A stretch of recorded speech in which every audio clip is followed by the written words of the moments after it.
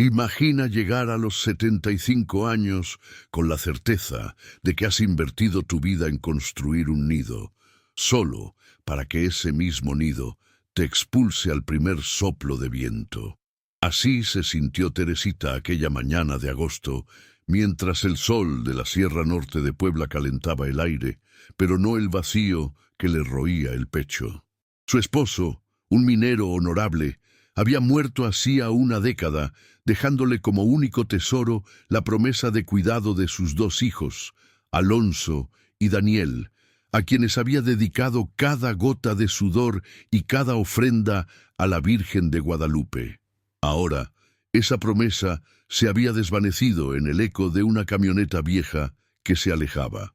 La habían dejado no en un asilo ni en la humilde casa de pueblo que ella había soñado, sino a la entrada de un paraje solitario, un camino de terracería que se perdía entre los pinos y la niebla. Con una sola maleta de tela raída y un rebozo desgastado cubriéndole los hombros, Teresita se aferró a la dignidad que sus hijos le habían robado, evitando mirar el polvo que dejaba a su paso el vehículo de su propia sangre, un vehículo que ahora llevaba consigo el futuro que ella merecía. Ella había aprendido a callar el dolor físico, pero este dolor, el de la traición filial, era un monstruo que le gritaba desde las entrañas. Alonso, el mayor, con su voz de hombre de negocios y su corbata apretada que parecía ahogar cualquier emoción, le había dicho: «Madre, es por tu seguridad. En la ciudad no estás cómoda. Aquí tendrás el aire puro y nadie te molestará». Y Daniel, el pequeño, se había limitado a bajar la mirada, incapaz de sostenerla de su madre, mientras depositaba la maleta y una bolsa de pan duro a sus pies. La frase «nadie te molestará» resonó en la cabeza de Teresita como la más cruel de las mentiras. Era la verdad disfrazada. Nadie te molestará porque nadie sabrá de ti, nadie te buscará. Se quedaron allí, inmóviles, hasta que el chirrido de la camioneta al cambiar de marcha se perdió por completo. El silencio del bosque que se cernió sobre ella no era paz, sino un mutismo espeso, físico, el sonido del abandono absoluto. Sus hijos, los mismos que había amamantado y cuyas fiebres había velado con paños fríos, la habían desechado como una herramienta oxidada que estorbaba en el nuevo orden de sus vidas modernas, de sus esposas jóvenes y sus casas de cemento. La rabia se mezcló con la tristeza, dando paso a una furia sorda que por primera vez le enderezó la espalda encorvada por los años de trabajo. Teresita se negó a llorar. Llorar habría sido darles la razón, asumir el papel de víctima que ellos le habían asignado. En lugar de eso, se ajustó el rebozo y miró el denso bosque de pinos y encinos que se alzaba ante ella. El camino a la civilización era largo y humillante. Ir al pueblo cercano solo significaría convertirse en el chisme barato de las vecinas, la viuda del minero desechada por su progenie. Su orgullo, aunque roto, exigía un exilio más digno. Prefirió el misterio y la oscuridad de la montaña al juicio de los hombres. Se adentró en la vereda apenas marcada, aceptando el destino que sus hijos le habían impuesto, pero decidiendo la forma en que lo enfrentaría. La tarde avanzaba rápido. El sol se escondía tras las copas de los árboles, tiñendo el cielo de un azul profundo que pronto se volvería negro. Cada paso era un esfuerzo para sus articulaciones artríticas. Sus pies, calzados en guaraches viejos, tropezaban con raíces ocultas. Estaba calculando cuántas horas de frío y hambre le quedaban antes de que su cuerpo le fallara, cuando sus ojos, acostumbrados a la penumbra, captaron una forma. Era una estructura, una cabaña, casi engullida por la maleza y los troncos añosos. La cabaña, encajada entre dos enormes ahuehuetes, no era un refugio. Era una aparición sombría como un diente podrido en una boca verde. El techo de tejas desgastadas parecía a punto de colapsar y las ventanas, cubiertas por tablas podridas, eran como ojos ciegos observando el vacío. No invitaba a entrar, más bien advertía. Se acercó con cautela, sintiendo la desconfianza instintiva que infunde lo olvidado. Pero la noche caía sin piedad, y el frío de la montaña se estaba volviendo un enemigo tangible.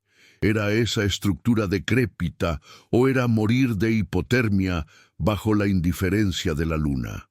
Teresita, la mujer que lo había perdido todo, eligió el techo, por roto que estuviera.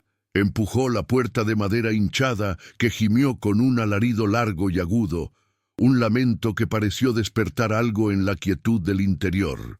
El aire que la golpeó olía a moho, a tierra húmeda y a tiempo detenido, pero debajo de todo eso había otro olor, algo vagamente dulzón y a la vez metálico, un aroma cobrizo que su mente, con la sabiduría del instinto, se negaba a nombrar. El olor de la sangre vieja, absorbida por la tierra. Si has sentido alguna vez la punzada de ser reemplazado o la soledad más profunda, dime en los comentarios, ¿cuál crees que es el dolor más difícil de cargar, el de la traición o el de la soledad absoluta? Y si te está gustando esta historia, recuerda suscribirte al canal y activar la campanita para que no te pierdas el resto de este desgarrador relato. El interior de la cabaña estaba en tinieblas, un espacio pequeño dominado por el silencio y la penumbra. En una esquina, Teresita pudo distinguir el contorno de una cama de metal oxidado, despojada de colchón, y en el centro una mesa volcada con una sola pata rota, como un animal herido. El suelo no era de madera, sino de tierra apisonada, fría y compacta bajo sus pies. No había rastros de vida reciente, solo telarañas espesas y el hollín petrificado en la chimenea de piedra ennegrecida. Era un lugar desolado, un monumento al abandono, un espejo exacto de cómo se sentía Teresita por dentro. Un sitio donde el pasado había venido a morir, dejando solo el rastro de su descomposición. Ignorando el escalofrío que le recorrió la espalda, entró. Era demasiado tarde para retroceder. Dejó su maleta cerca de la puerta, un gesto instintivo para marcar una ruta de escape que sabía que no usaría. Con sus manos viejas y ásperas, barrió un pequeño rincón del suelo de tierra. Quitando hojas secas y pequeños fragmentos de ramas, se acurrucó allí, apretando el rebozo contra su pecho. Estaba demasiado agotada por el viaje y la traición como para permitirse el lujo del miedo. El cansancio era un sedante más potente que el terror, y se hundió en un sueño superficial, frío y sin descanso.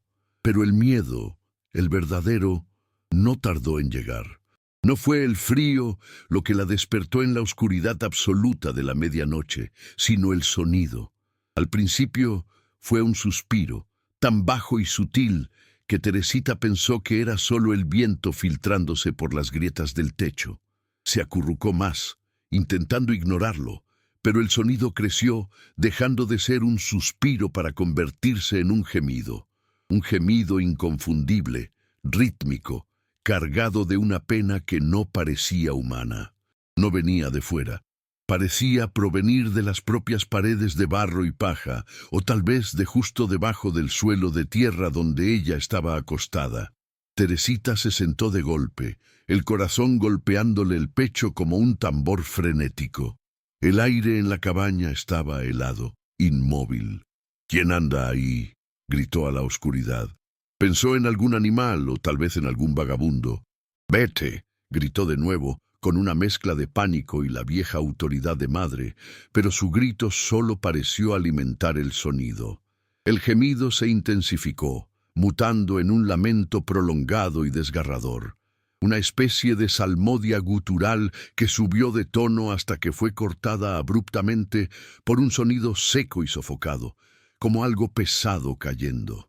Luego, el silencio regresó, más denso, más opresivo que antes. Teresita no se movió. El silencio que siguió al sonido sofocado fue peor que el gemido mismo. Era un vacío absoluto que parecía tragarse el poco aire de la cabaña.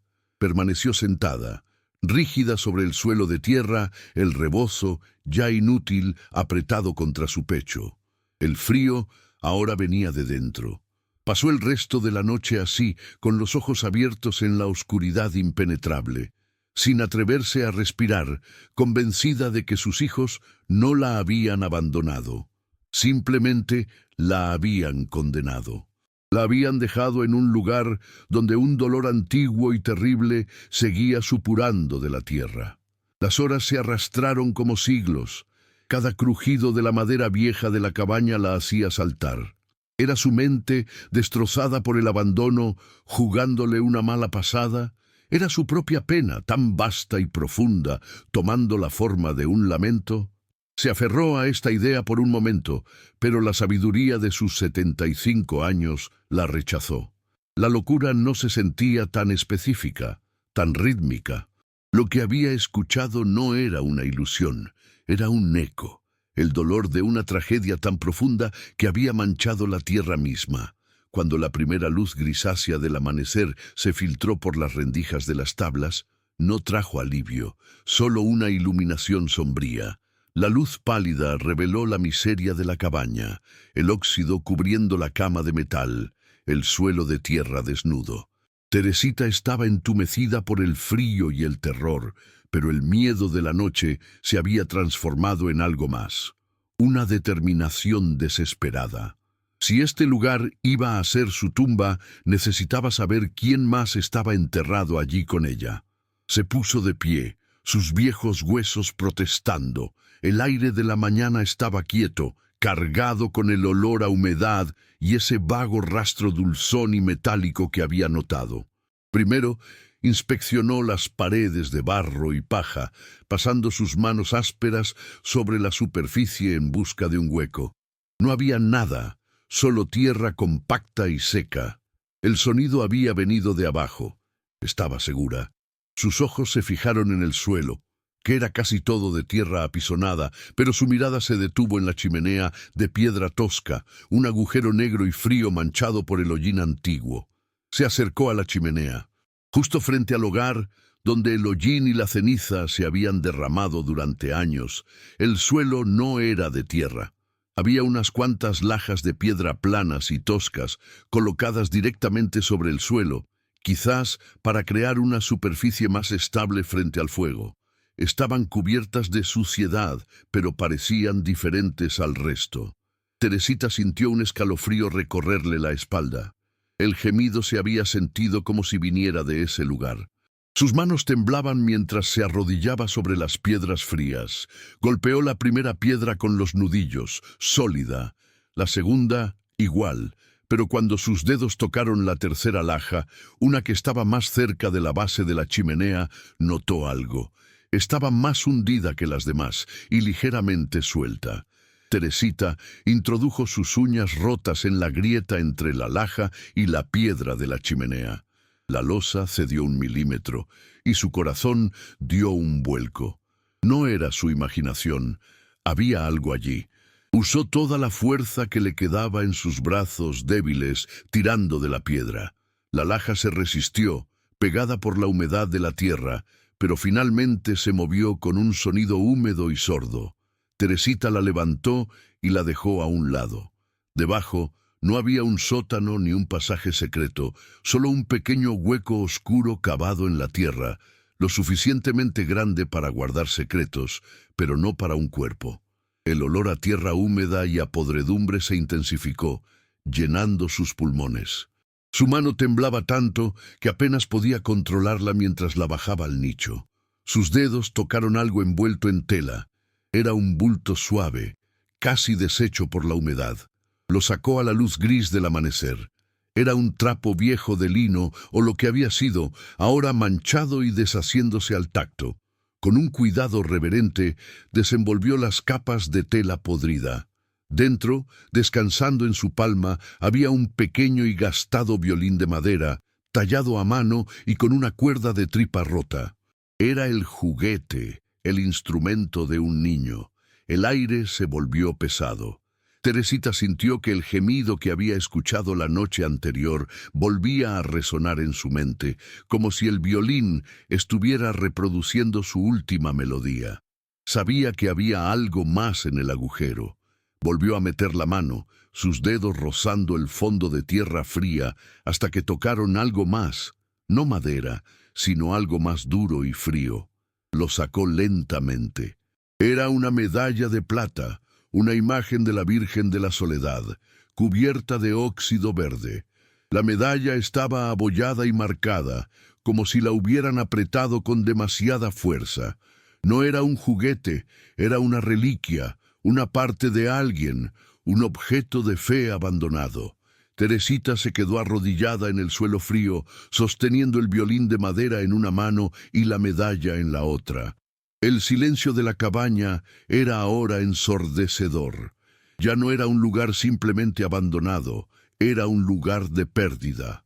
Alguien había amado aquí, y alguien había sufrido una pérdida tan grande que había sentido la necesidad de enterrar estas reliquias bajo el piso, cerca del calor extinto del hogar.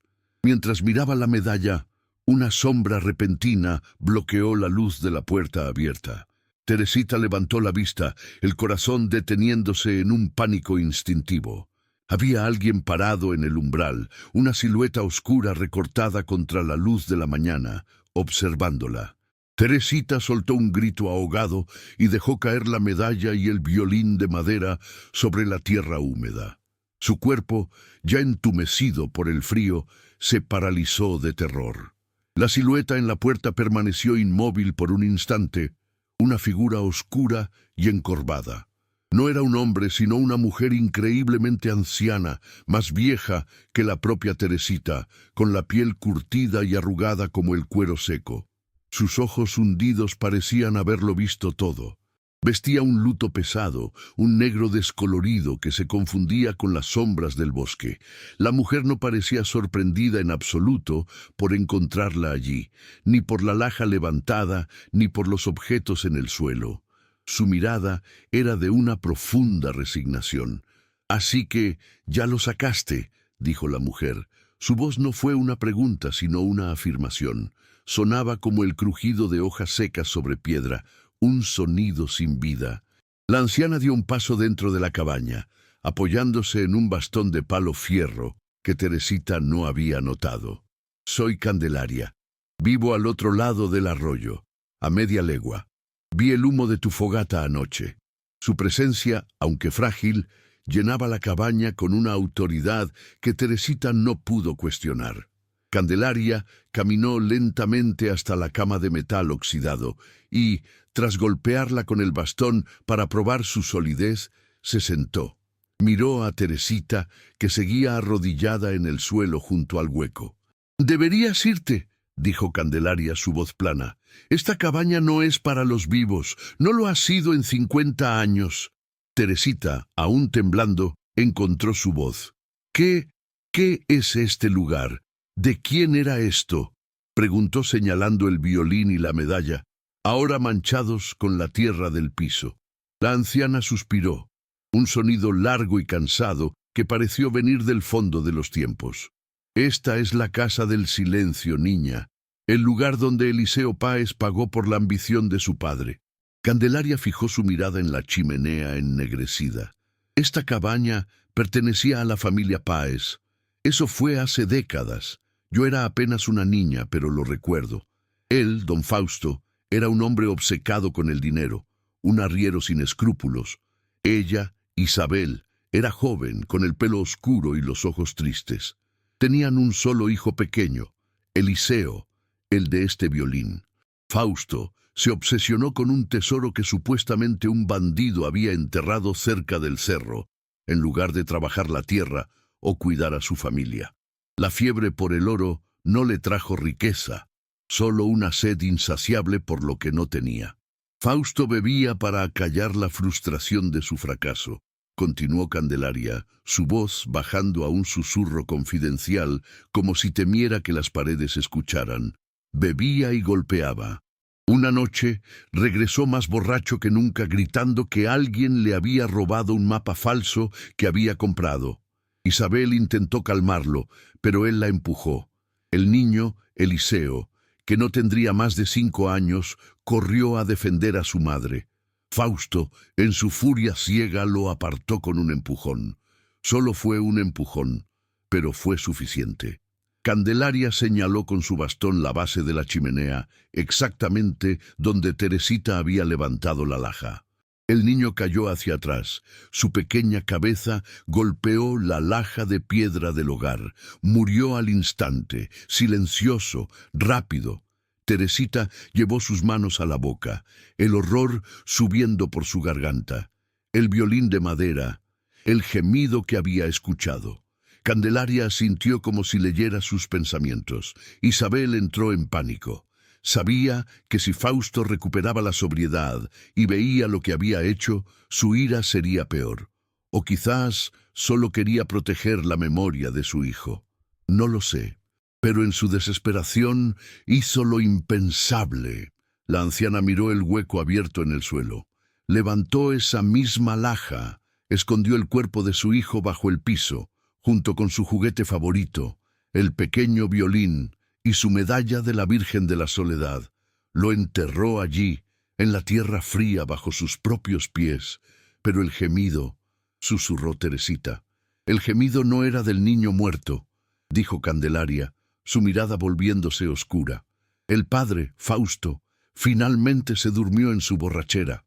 Pero al día siguiente notó la ausencia del niño. Buscó y encontró la laja suelta. Vio lo que Isabel había hecho. La anciana se detuvo, como si reviviera el horror. La locura que lo consumió fue total. No gritó, no lloró. Simplemente se llenó de una culpa tan negra que se volvió veneno. Tomó las pocas pertenencias de Isabel, la acusó de haber matado al niño por infidelidad y huyó al cerro. Al cerro donde supuestamente estaba el tesoro.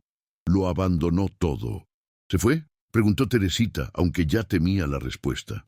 El cerro se lo tragó, dijo Candelaria. Nunca más se le vio, ni a Fausto, ni al tesoro, ni a nada. La gente del pueblo lo buscó durante semanas, pero el bosque aquí no devuelve lo que toma. Desapareció como si nunca hubiera existido. Solo quedó Isabel, sola en esta cabaña, con su hijo enterrado bajo el piso y su esposo desaparecido. El pueblo se quedó con la idea de que Fausto, en su ambición, había matado a su hijo y que Isabel se había quedado aquí pagando la penitencia. Teresita sintió que el aire le faltaba. ¿Y la madre, Isabel? Candelaria bajó la mirada hacia sus propias manos agrietadas.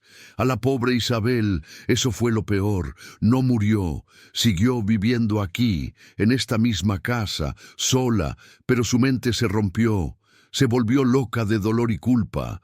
Se quedó aquí esperando que Fausto regresara del cerro, esperando quizás que Eliseo saliera de debajo del suelo. Esperó años, convirtiéndose en una sombra. La gente del pueblo le tenía miedo. La oíamos por las noches, susurró Candelaria. Gritaba, caminaba alrededor de la cabaña, llamando a Eliseo y gritando el nombre de Fausto con una voz gutural. Los gemidos que oíste anoche, Teresita, no eran los fantasmas de los niños. La anciana levantó su mirada y clavó sus ojos oscuros en los de Teresita. Eran los ecos de ella. Eran los lamentos de Isabel, atrapados en la madera, atrapados en la tierra. Esta cabaña no esconde un tesoro ni un demonio. Esconde el dolor de una madre que lo perdió todo, y ese dolor nunca se ha ido. Teresita sintió que el aire abandonaba sus pulmones, succionado por la enormidad de la tragedia. La historia de Candelaria se asentó sobre ella como una segunda cobija, una de hielo. Pero fue un detalle, uno que la anciana soltó con indiferencia, el que le heló la sangre de una forma distinta. El nombre, Eliseo, era el nombre de su difunto esposo. La coincidencia era tan monstruosa, tan precisa, que parecía una burla cruel del destino. No era solo el dolor de una madre lo que habitaba allí, era su dolor reflejado y amplificado por una tragedia de hacía 50 años. Candelaria la observó con sus ojos penetrantes. Quizás notando el cambio en la expresión de Teresita, el shock que iba más allá del horror de la historia. «Ahora entiendes», dijo la anciana, poniéndose de pie con un esfuerzo quejumbroso, apoyándose pesadamente en su bastón. «Este lugar se alimenta de la pena de las madres. No te quedes aquí. El monte te llamará, pero son las voces de Isabel las que te ahogarán». Candelaria se dio media vuelta y, sin decir nada más, salió de la cabaña, su silueta encorvada desapareciendo lentamente entre los árboles, dejando a Teresita sola con los ecos y el nombre de su esposo resonando en el aire viciado. Pero Teresita no se fue. ¿A dónde iría? De vuelta al pueblo, a la humillación. Sus hijos la habían dejado allí para que desapareciera, e irónicamente, la memoria de otra madre desaparecida la anclaba a ese suelo. El abandono que ella había sufrido, tan cruel y moderno, palidecía ante la tragedia antigua y brutal de Isabel, y sin embargo, estaban conectadas. Isabel había perdido a su hijo por la violencia y la locura. Teresita había perdido a los suyos por la indiferencia y la codicia. En el fondo, ambas eran madres abandonadas en el mismo bosque desolado. Decidió quedarse. Ya no sentía terror. Sentía una profunda y extraña compañía. Pasó el resto del día en una actividad febril. No limpiaba la cabaña para hacerla un hogar. La limpiaba como quien prepara un sepulcro. Barrió el polvo de décadas, tapó las grietas de las paredes con barro y musgo para detener el viento quejumbroso. Con reverencia recogió el pequeño violín de madera y la medalla de plata del suelo. Volvió a colocarlos dentro del hueco oscuro bajo la laja, como si devolviera los recuerdos a su lugar de descanso. Luego aseguró la laja de piedra, empujándola firmemente contra la base de la chimenea, sellando el secreto una vez más. No era su tumba la que estaba preparando, sino la de Isabel. La noche cayó de nuevo, esta vez más oscura, sin luna. Teresita encendió una pequeña fogata en la chimenea ennegrecida. Las llamas débiles arrojaban sombras danzantes que parecían más vivas que ella. El bosque exterior estaba en silencio, como si contuviera la respiración. Teresita se sentó en el suelo de tierra, dándole la espalda a la cama oxidada, mirando el fuego. Sabía que los sonidos volverían. Ya no los temía, los esperaba. Eran la única conversación que le quedaba, el único vínculo con un dolor que entendía, un dolor más puro que la fría indiferencia de sus hijos. Y volvieron. Primero, el susurro del viento que ahora sonaba inconfundiblemente como un lamento. Luego, los crujidos de la madera, como pasos inquietos en un piso superior que no existía. Y finalmente, el gemido, la misma salmodia gutural y desgarradora, el lamento de Isabel llamando a Eliseo y gritando el nombre de Fausto. El sonido atravesó la noche, pero esta vez Teresita no se acurrucó, no rezó pidiendo protección. Escuchó.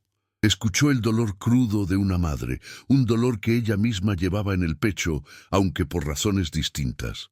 La cabaña entera vibraba con esa pena antigua.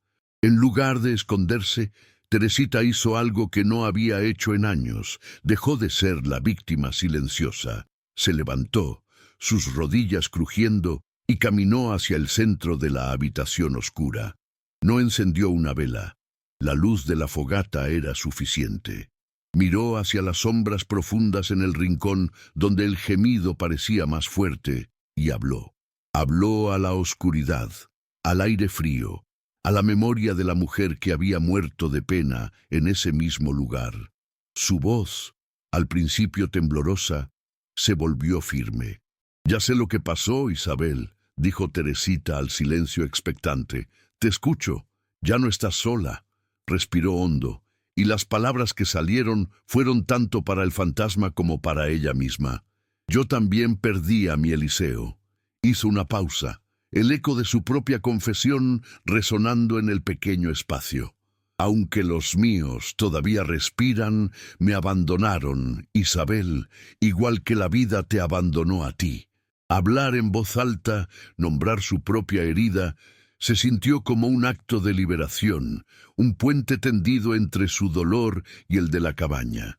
Mientras las palabras aún flotaban en el aire, Teresita sintió una nueva intuición, una certeza fría que no venía de la historia de Candelaria.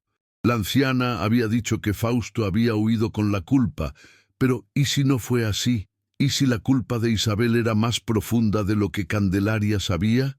Los gritos, la locura, a veces no son solo por lo que nos hacen, sino por lo que hacemos. Teresita se giró lentamente no hacia el suelo, sino hacia la chimenea misma. La historia no estaba completa. Los gemidos que escuchaba no eran solo de pérdida, eran de remordimiento. Su mirada se fijó en la estructura de piedra. La historia de Candelaria mencionaba que el niño había muerto al golpear la laja del hogar, pero mientras observaba las piedras ennegrecidas por el hollín, notó algo que había pasado por alto. Una de las piedras, a la altura de la cintura, estaba suelta. No parecía parte de la estructura original, parecía haber sido removida y colocada de nuevo torpemente. El mortero a su alrededor estaba desmoronado. Detrás de esa piedra suelta, sintió un frío que no era del viento. Allí, la cabaña realmente escondía algo más que un violín y una medalla. Con una determinación que nació de esa extraña conexión, Teresita se acercó a la chimenea. El fuego débil chisporroteaba, arrojando luz insuficiente sobre la piedra oscura que había llamado su atención. Era una pieza de granito diferente al resto de la mampostería, encajada torpemente a la altura de su pecho. Extendió una mano temblorosa, no por miedo, sino por una certeza helada, y empujó la piedra. Tal como lo había intuido, cedió. El mortero a su alrededor era solo polvo y arena seca. Usó las yemas de sus dedos, sus uñas rotas, para excavar en la juntura, arañando la suciedad de décadas. La piedra era pesada, pero la adrenalina le dio una fuerza que no sabía que poseía. Tiró de la piedra con un gruñido sordo, raspando la piel de sus nudillos. La piedra se deslizó hacia ella y cayó al suelo de tierra con un golpe sordo, levantando una nube de hollín y polvo que la hizo toser. Detrás de la piedra quedó expuesta una cavidad oscura, un pequeño nicho negro en el corazón de la chimenea. El olor que emanaba no era a sangre ni a humedad. Era un olor seco a papel viejo, a cuero curado y a tiempo estancado. Sus ojos, acostumbrándose a la penumbra, distinguieron un objeto. No eran huesos, no era un arma, era un libro, un pequeño cuaderno de contabilidad encuadernado en cuero oscuro, rígido y deformado por los años de encierro. Lo sacó con una reverencia casi religiosa. El cuero estaba frío y quebradizo al tacto. El libro era pesado, no por su tamaño, sino por la historia que intuía que contenía. Este era el verdadero secreto. El violín y la medalla bajo el suelo eran el dolor de una madre, un santuario improvisado. Pero esto era la confesión, esto era la voz de Isabel. Esta era la verdad que Candelaria, con toda su sabiduría del bosque, no había podido, o no había querido, desenterrar. Teresita sintió el peso de la decisión en su palma. Abrirlo era profanar el último santuario de Isabel, pero no hacerlo era permanecer prisionera de sus ecos. Se sentó en el suelo de tierra, dándole la espalda a la cama oxidada y de cara al fuego moribundo. Colocó el cuaderno sobre sus rodillas. Sus manos temblaban tanto que apenas podía sujetarlo. Tenía derecho ella, una extraña, una intrusa en esa tumba de dolor. Pero entonces recordó los nombres. Eliseo, el de su esposo. Esta tragedia ya no le era ajena. El destino la había entrelazado con ella de una forma perversa. Abrió la cubierta de cuero rígido. Las páginas interiores estaban amarillentas, pegadas por la humedad de inviernos pasados, y la tinta, un marrón desvaído, casi se había fusionado con el papel. Las primeras páginas eran casi ilegibles, entradas mundanas borradas por el tiempo. Listas de víveres, cuentas de arrieros, notas sobre la venta de ganado. Pero Teresita pasó las páginas con cuidado, sus dedos rozando la caligrafía que poco a poco cambiaba. La letra ordenada de una joven esposa se fue transformando en un garabato febril.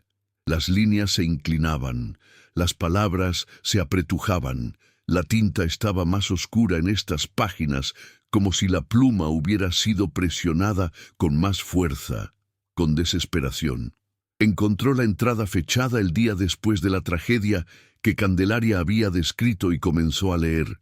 La letra temblorosa de Isabel contaba la verdad. La historia de Candelaria era cierta, pero solo hasta la mitad. Sí, Fausto había llegado borracho. Sí, había golpeado al niño, Eliseo, y el niño había caído, golpeándose la cabeza contra la piedra del hogar. Teresita leyó, su respiración contenida, cómo Isabel describía el silencio repentino, el cuerpo pequeño inmóvil en el suelo. Pero aquí es donde la historia se partía en dos, como un árbol alcanzado por un rayo, porque el diario revelaba que Fausto no se había regodeado en su ira. Al ver lo que había hecho, al ver a su hijo muerto en el suelo, la locura de Fausto no se convirtió en más violencia, sino en una culpa instantánea y total. Teresita leyó la confesión de Isabel. Fausto no habló, solo miró sus manos, las manos que habían golpeado, y luego salió corriendo. Salió de la cabaña como un animal herido, gritando un nombre que no era el de su hijo, sino el de su padre. No lo seguí, escribió Isabel. Me quedé con Eliseo. Lo escondí bajo el suelo, como dijo la anciana. Quería protegerlo del frío. Quería que estuviera cerca de mí. Quería que Fausto pagara sin mi ayuda. Teresita pasó la página, la tinta manchada quizás por las lágrimas de Isabel.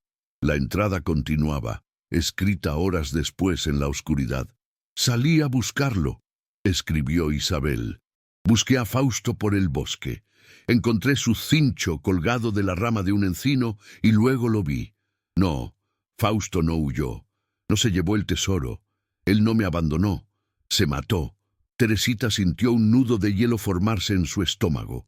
La verdad, la que Candelaria no sabía, era aún más oscura. Fausto, en su culpa instantánea y devastadora, no había huido al monte a esconderse. Había ido al bosque a pagar su deuda. Se había ahorcado en uno de los viejos encinos que custodiaban la cabaña. Teresita se detuvo, el cuaderno temblando en sus manos. La cabaña, de repente, se sintió insoportablemente fría. Isabel se había quedado sola, sola con un hijo muerto bajo el suelo, un esposo muerto en el bosque, y el único testigo vivo de su tragedia. La pequeña caja fuerte que Fausto había traído de la ciudad, llena de documentos de dudosa legalidad y dinero para un negocio que nunca se concretó. La historia de Candelaria estaba equivocada. El villano estaba muerto, y Isabel, la víctima, se había quedado sola con una herencia maldita que la ligaba al pueblo del que quería escapar. La siguiente entrada del cuaderno fue escrita al día siguiente, y su contenido hizo que Teresita soltara un sollozo ahogado. «Desperté», leyó Teresita. «Desperté y vi la caja fuerte. Vi la promesa de dinero fácil que había enloquecido a Fausto. Y pensé, si entrego esta caja con los documentos de Fausto a las autoridades, me creerán la víctima, la pobre viuda. Me salvaré. Pero luego miré el hueco bajo la laja, donde yacía mi Eliseo, muerto por la ambición, y sentí náuseas. Sentí que el dinero, que la mentira, era un veneno peor que el alcohol de Fausto. Me ligaría a este lugar, me forzaría a vivir una vida de mentira, fingiendo luto por el hombre que mató a mi hijo. No podía ser libre cargando ese peso, esa comodidad comprada con la sangre de Eliseo. La caligrafía aquí era casi ilegible, un frenesí de tinta. Tenía que silenciar la tentación, tenía que protegerme de mi propia codicia, de la sed de venganza que el pueblo me obligaría a tener. La confesión final era brutal en su simplicidad. Isabel había decidido que la caja fuerte, el motor de toda la tragedia, no podía caer en manos de la ley ni de la codicia de nadie más. Teresita leyó la última entrada, la tinta casi perforando el papel por la presión de la pluma. «Lo envié a un lugar seguro», escribió Isabel, su letra temblando con una convicción aterradora. «Lo envié lejos del dolor de este mundo, lejos de la sombra de Fausto. Lo tiré a lo más profundo del arroyo. Se fue al mismo lugar donde Fausto buscó su oro. Allí el dinero se pudrirá y nadie más morirá por su culpa». El silencio que siguió fue el silencio que debía haber tenido antes de casarme. El diario describía cómo Isabel se había sentado en el suelo de tierra, inmóvil durante un día y una noche, escuchando una quietud que era infinitamente más ruidosa que cualquier grito. La locura ya no era un ataque, era su único estado. Teresita pasó a la última página escrita. Era breve, casi ilegible. «Los junté, Eliseo y el dinero están juntos ahora, lejos de la casa. Duermen donde la casa aún guarda silencio, están a salvo de mí». La realización de lo que había hecho la golpeó. El asesinato de su propia inocencia, el acto de destruir la única fuente de sustento que le quedaba, la había llevado a una soledad absoluta, pero también, según su retorcida lógica, a una pureza final. Isabel había abandonado su futuro en un acto de autopreservación espiritual. Al deshacerse de la caja fuerte, se había condenado a sí misma a la vida de locura y aislamiento en la cabaña. El diario terminaba allí. La pluma se había quedado sin tinta, o Isabel se había quedado sin palabras. Teresita cerró el cuaderno de cuero. Sus manos no temblaban. Estaban heladas, pesadas. El abandono de sus propios hijos que la había traído a este bosque se sentía ahora como un prólogo banal para esta tragedia.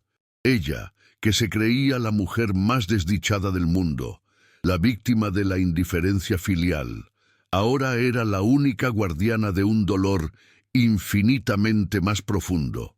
Un dolor que involucraba el suicidio de un hombre, el asesinato accidental de un niño y el abandono voluntario de una mujer a la locura. Ya no era una extraña en la cabaña, era la confesora de Isabel.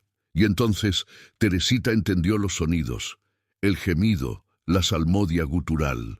Candelaria estaba equivocada. No eran los ecos de la voz de Isabel. Eran algo mucho más simple y a la vez más poético. Mientras pensaba en esto, una ráfaga de viento golpeó la cabaña, entró por la chimenea rota, silbando al pasar por la cavidad donde había estado el diario, y Teresita lo oyó.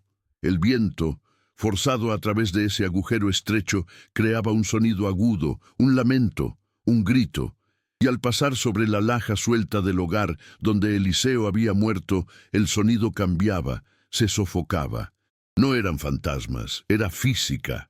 Era el viento el arquitecto de los lamentos. La cabaña no estaba encantada por las almas de los muertos, sino por la arquitectura de su tragedia. Los gemidos que habían aterrorizado al pueblo durante 50 años, los sonidos que habían hecho huir a todos y que habían alimentado la leyenda de la maldición, eran simplemente el aire de la sierra pasando sobre el lugar exacto donde un niño murió y donde una madre escondió su confesión. Teresita sintió una calma extraña. El terror sobrenatural se había disipado, reemplazado por el peso de la verdad humana. La historia de Isabel, Fausto y Eliseo, tan paralela en nombres a la suya, ahora tenía un cierre. El abandono de sus propios Alonso y Daniel la había llevado allí, pero no como un castigo, sino como un deber. Ella, la única otra madre que había llegado a esa cabaña rota y sola, era la única que podía entender la confesión de Isabel. Su dolor ya no era único, era parte de una larga línea de sufrimiento que impregnaba esa tierra. Ya no era una víctima escondiéndose del mundo, era la guardiana de esta historia. Se levantó, sus huesos crujiendo, pero su espalda recta. Tenía que hacer lo que Isabel en su locura nunca pudo. Tenía que darles un entierro digno, no a los cuerpos que eran polvo bajo el suelo, sino a sus memorias. El diario no podía quedarse en la chimenea, y el violín no podía quedarse bajo el suelo. Esos ecos, aunque fueran solo viento, necesitaban ser silenciados. Teresita era la única que podía silenciar los ecos. Con una determinación renovada, volvió al hueco bajo el suelo. Volvió a levantar la laja y sacó con cuidado el violín de madera y la medalla de plata. Los colocó sobre la mesa volcada que había enderezado. Al lado puso el cuaderno de cuero. Eran las reliquias de una familia destruida. Tomó su rebozo raído, la única cosa que sus hijos le habían dejado, y lo extendió en el suelo. Colocó los 3 objetos en el centro de la tela. Ya no era su rebozo de abandono, era el sudario de Isabel y su hijo. Iba a sacarlos de la cabaña, iba a darles un lugar de descanso bajo el sol. Teresita envolvió los objetos con firmeza en su propio rebozo. Era lo único que sus hijos le habían dejado, un símbolo de su descarte, y ahora lo estaba usando como sudario para el hijo de otra madre. Una madre unida a ella por la tragedia y por el nombre compartido de Eliseo. Fue un intercambio simbólico. Ella estaba renunciando a la prueba de su abandono, a la mujer que había sido abandonada para convertirse en algo más. Al enterrar el rebozo, enterraba su propia identidad de víctima. Comenzó a devolver la tierra al agujero. Con cada puñado, sentía un peso que se levantaba de sus hombros. La tierra cubrió la tela raída, ocultando los secretos de Isabel de la luz del sol para siempre. Cuando el agujero estuvo lleno, buscó piedras lisas y blancas en la orilla del arroyo. Con ellas, construyó un pequeño túmulo sobre la tierra removida, una marca de respeto, una lápida improvisada que solo ella y el bosque entenderían. No rezó. Las oraciones parecían demasiado pequeñas para una tragedia tan grande. En lugar de eso, se puso de pie, limpió la tierra de sus manos en su falda y habló al viento. «Ya está, Isabel. Están tranquilos ahora. Descansa». El acto la había transformado. Mientras permanecía allí, mirando el pequeño túmulo, el peso de sus 75 años se sentía diferente. El abandono de sus hijos no había desaparecido. La herida seguía allí, pero ya no la definía. Había enfrentado un horror más profundo que el suyo, y en lugar de huir, le había dado paz. Había tomado el dolor crudo de esa cabaña y le había dado un ritual. Ya no era la mujer más desdichada. Era una mujer que había sobrevivido a su propio dolor el tiempo suficiente para sanar el de otra persona. Se lavó las manos y la cara en el agua helada del arroyo. El agua la despertó, limpiando el polvo de la tumba y las lágrimas secas de sus mejillas. Miró su reflejo en el agua ondulante. Una mujer vieja, sí, pero sus ojos ya no estaban nublados por el pánico de la noche anterior. Había una claridad en ellos, una calma severa. Había encontrado una paz extraña en ese lugar maldito. Ya no estaba sola en su sufrimiento. Estaba acompañada por la memoria de Isabel y ahora por la decisión de vivir que acababa de tomar. Regresó a la cabaña. El sol estaba ahora alto, iluminando el interior a través de la puerta abierta. El lugar parecía diferente. El aire se sentía más ligero. El olor a sangre vieja y humedad parecía haberse disipado, o tal vez era ella la que había cambiado. La cabaña ya no era una tumba, era un refugio, un caparazón vacío, sí, pero uno que ella podía llenar con su propia existencia silenciosa. Era un lugar donde podía estar sola sin ser humillada, donde su dolor no sería juzgado. Era, por primera vez en su vida, un lugar enteramente suyo. Pagado con la comprensión de una tragedia ajena, esa noche se preparó para la oscuridad de una manera nueva. Había pasado el día reforzando las paredes con más barro y musgo. Había recogido leña seca y había traído agua limpia del arroyo en una vieja lata oxidada que encontró detrás de la cabaña. Encendió un fuego en la chimenea, pero esta vez era un fuego para calentarse, no para ahuyentar las sombras. El fuego era brillante y fuerte. El nicho donde había estado el diario ahora estaba vacío, una simple cavidad en la piedra. Se sentó en el suelo de tierra, comiendo un trozo del pan duro que le quedaba, observando las llamas. El viento se levantó, como siempre lo hacía al anochecer. La sierra comenzó su canción nocturna, y el sonido regresó. El aire se precipitó por la chimenea rota, silbando al pasar por el agujero vacío en la piedra, pero Teresita no se estremeció. Escuchó atentamente. Ya no era un gemido, ya no era la salmodia de una madre loca, era solo el viento, el mismo sonido físico, pero su significado había sido enterrado junto con el diario. El eco de la tragedia se había silenciado porque la verdad había sido escuchada. La cabaña había contado su historia y finalmente estaba en paz. Teresita se acostó en la cama de metal oxidado. Por primera vez era duro y frío contra su espalda, pero era mejor que el suelo. Se cubrió con su abrigo gastado, ya que su rebozo estaba ahora en el bosque. El frío mordía, pero ya no sentía el terror helado de la noche anterior. Estaba sola, estaba abandonada, pero había sobrevivido. Había enfrentado la oscuridad, tanto la del mundo como la de esa cabaña, y había decidido seguir respirando. Cerró los ojos, no para dormir, sino para descansar, escuchando el sonido del viento que ahora era solo eso, el viento. Pasaron semanas. La vida de Teresita se amoldó a los ritmos silenciosos del bosque y de la cabaña. El verano dio paso a un otoño vacilante. La cabaña, que una vez fue una tumba de horrores, se convirtió en un caparazón, un refugio simple. Se despertaba con la luz, no con los gemidos.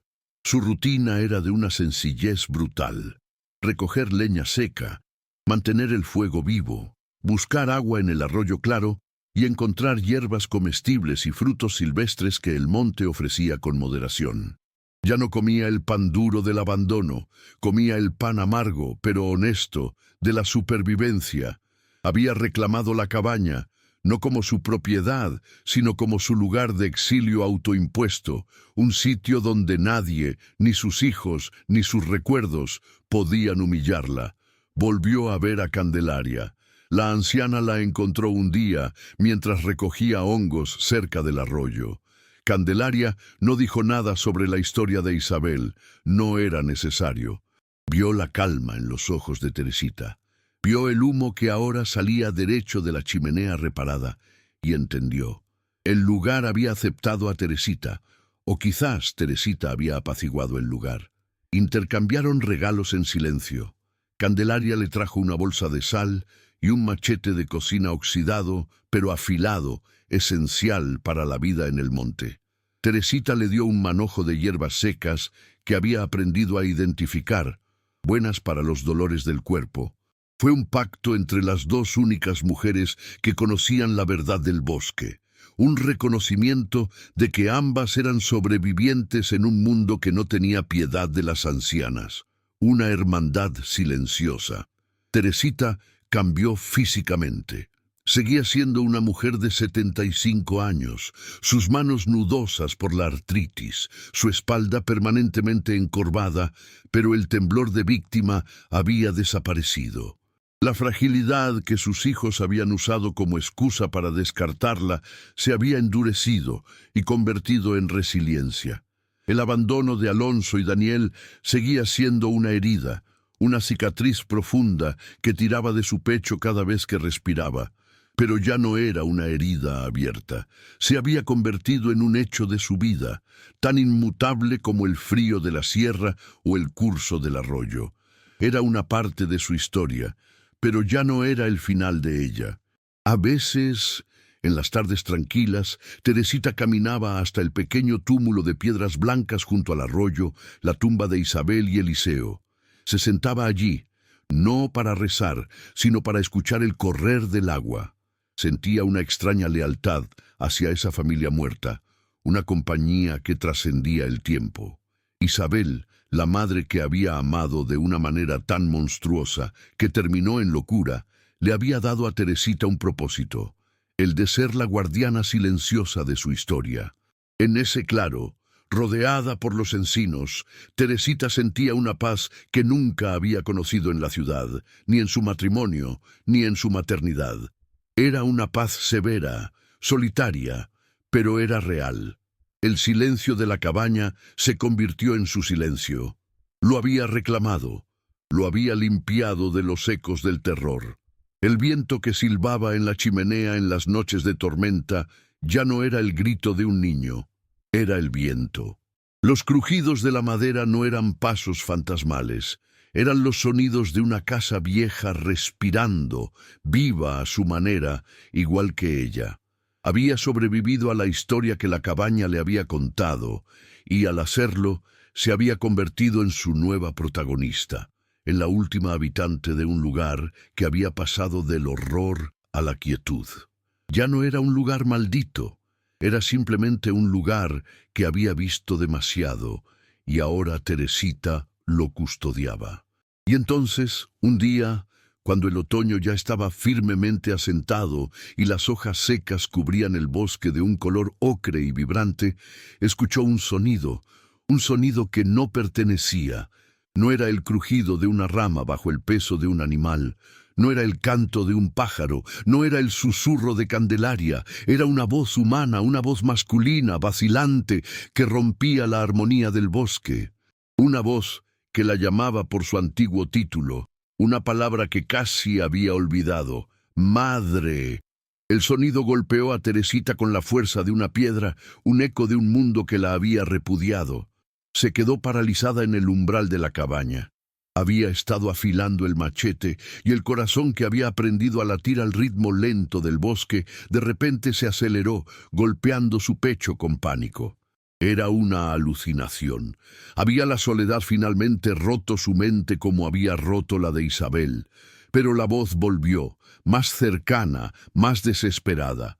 «¡Madre! ¿Estás aquí?» Y entonces Teresita lo vio. Alonso, su hijo mayor, emergió de entre los árboles, tropezando con las raíces, su ropa de ciudad, un traje caro y limpio, manchada de barro y rasgada por las zarzas. No era el hombre frío y decidido de la camioneta. Era un hombre que parecía perdido, asustado. Alonso se detuvo en seco en el borde del claro, a unos metros de la cabaña. Sus ojos se abrieron con horror e incredulidad. Estaba mirando la cabaña decrépita, el humo que salía de la chimenea improvisada, y luego la miró a ella, a su madre, más delgada, sí, pero no rota, no muerta. Estaba de pie, erguida, con el machete de Candelaria en la mano que había estado usando para raspar el óxido. Él esperaba encontrarla muerta o mendigando en el pueblo. No esperaba encontrarla viviendo. No esperaba encontrarla en un lugar que claramente respiraba secretos y dificultades, y que ella pareciera pertenecerle. «Madre», repitió, su voz ahora un susurro ahogado. ¿Qué es este lugar? Creímos». La mentira murió en sus labios.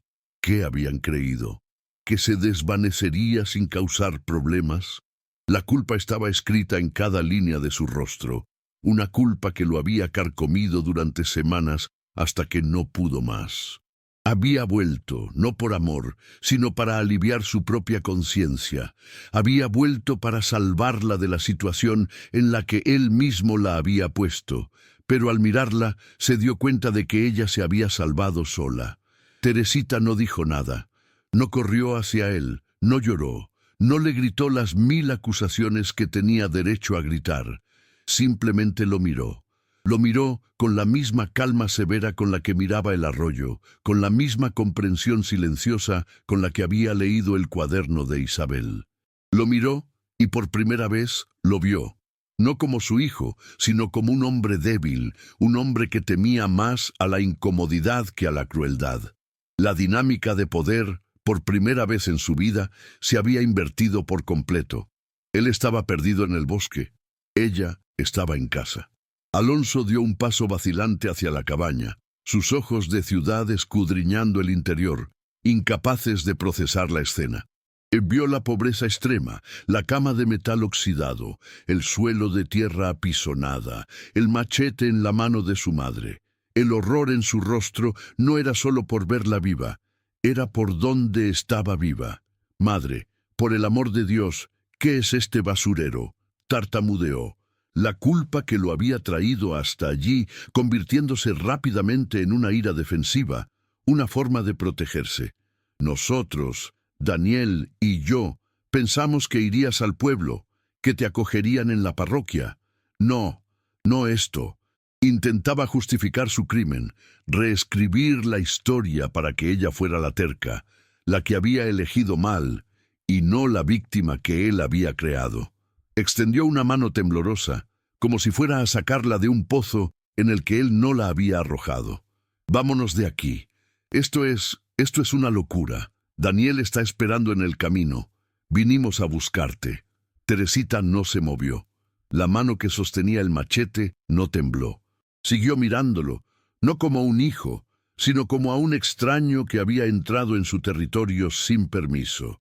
Escuchó sus excusas, palabras vacías que el bosque denso parecía absorber sin dejar el menor eco. Locura, había dicho él. Ella había visto la verdadera locura escrita en tinta marrón, escondida en el corazón de una chimenea.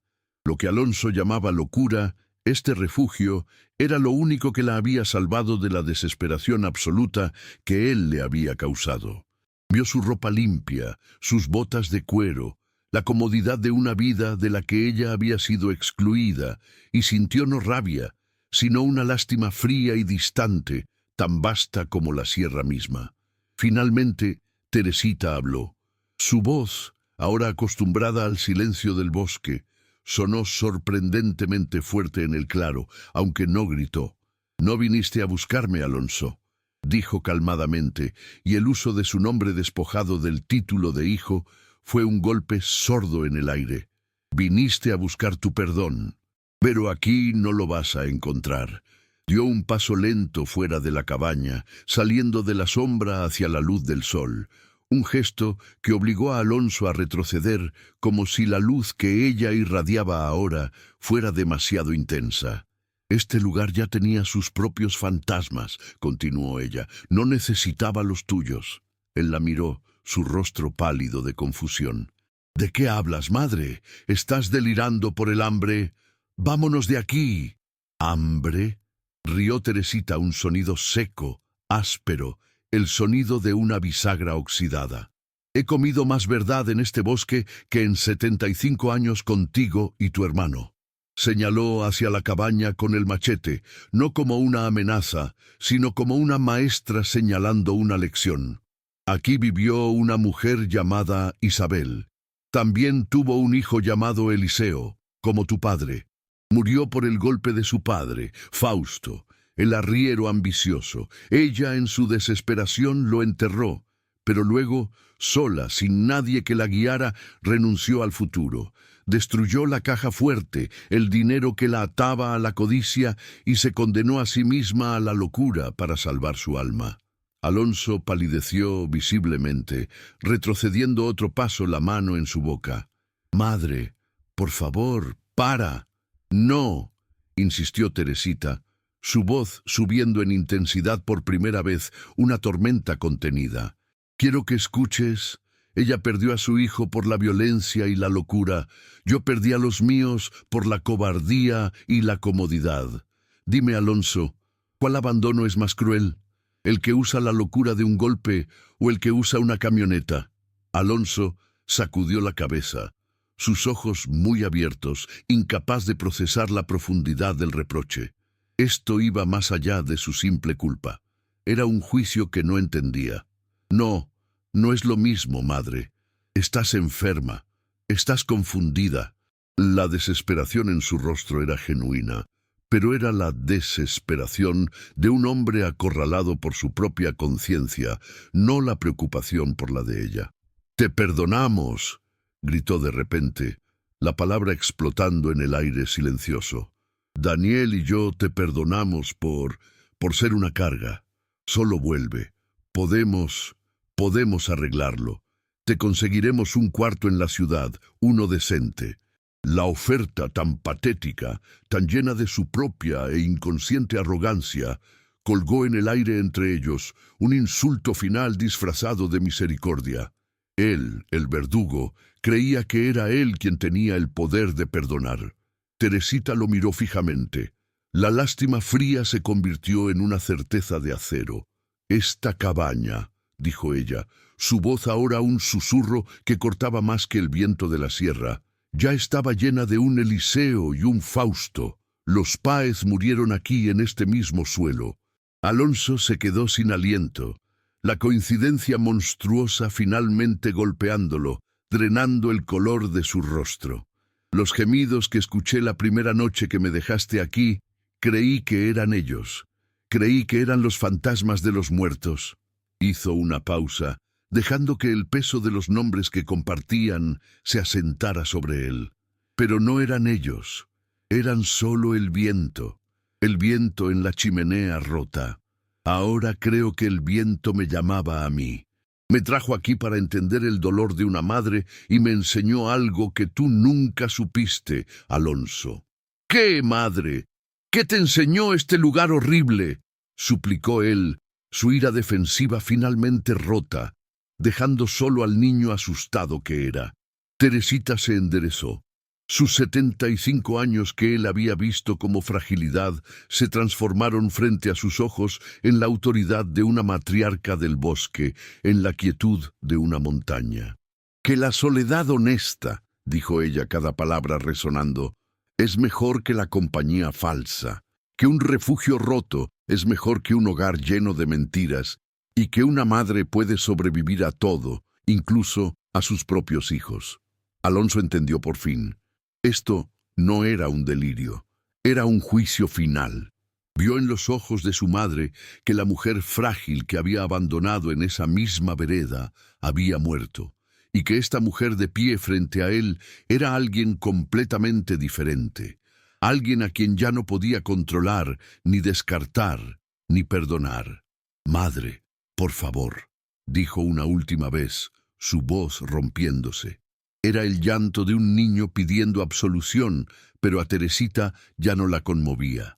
Había escuchado llantos más profundos, más trágicos, en la oscuridad de esa cabaña. «Vámonos.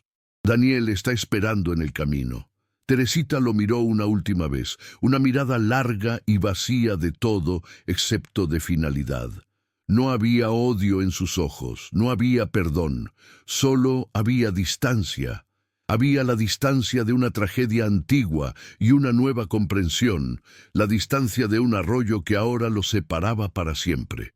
«Pues que siga esperando», dijo Teresita, y lentamente, dándole la espalda a su hijo, regresó al interior oscuro de su cabaña.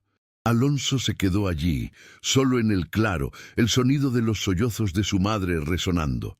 Pero no eran sollozos, era el viento. Era solo el viento en la chimenea rota. Se dio cuenta con un horror helado y absoluto de que ella no iba a seguirlo. Él era el intruso, él era el fantasma.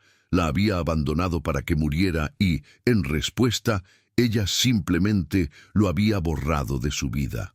La culpa que lo había traído de regreso buscando alivio ahora era su única compañera. Se quedó mirando la puerta oscura de la cabaña durante un largo minuto, esperando que ella reapareciera, que la pesadilla terminara y que su madre volviera a ser la víctima que él necesitaba que fuera. Pero no lo hizo.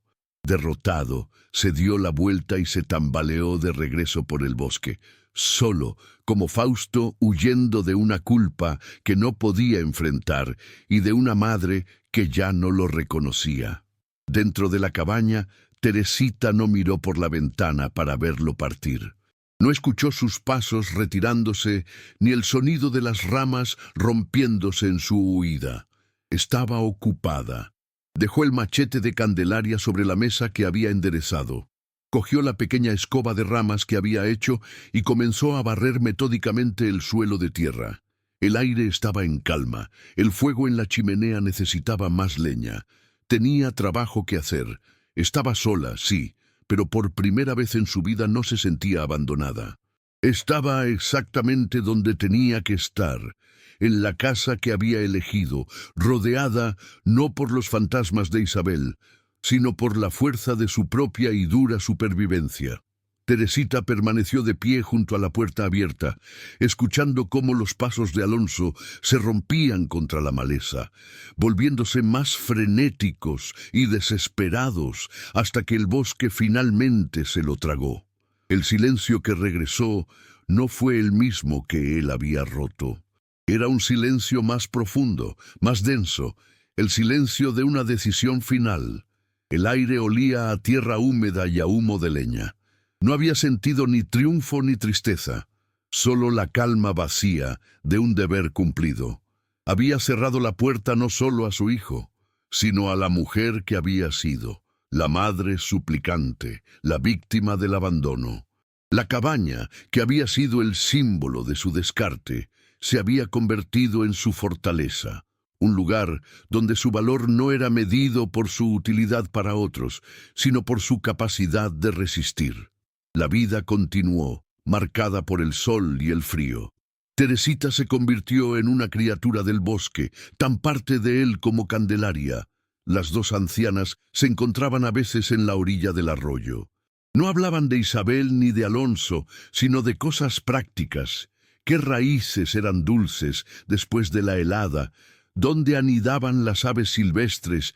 ¿Cómo evitar a los pocos arrieros que se aventuraban por el cerro? Eran una hermandad silenciosa, dos mujeres que el mundo había intentado borrar, pero que se negaban a desaparecer. Teresita aprendió a poner trampas simples, a leer el cielo, a vivir con una economía de movimientos y de emociones que la hacía fuerte como el encino. Su dolor por sus hijos no desapareció, pero se transformó en un callo, una parte dura de ella que ya no sentía, pero que la protegía.